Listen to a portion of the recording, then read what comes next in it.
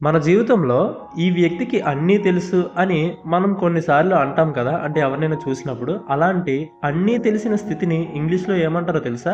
ఆ పదమే ఓమ్నిసియంట్. అయితే ఓమ్నిసియంట్ అంటే ఏమిటో ఇప్పుడు మనం డీటెయిల్‌గా తెలుసుకుందాం. సో, దీనికి మనం డెఫినిషన్ చూస్తే వన్ హూ నోస్ ఎవ్రీథింగ్ అని.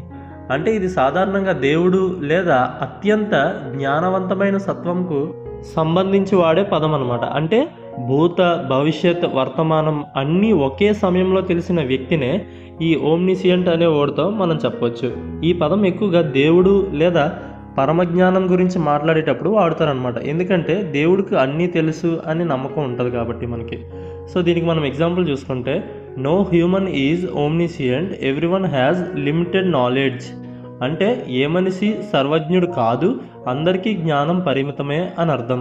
వీడియో నచ్చితే లైక్ చేయండి. ఈ వీడియో ఎవరికైనా యూజ్ అవుతుంది అని అనుకుంటే వాళ్ళకి షేర్ చేయండి. అండ్ వీలైతే ఛానల్ సబ్స్క్రైబ్ కూడా చేసుకోండి. And thanks for watching.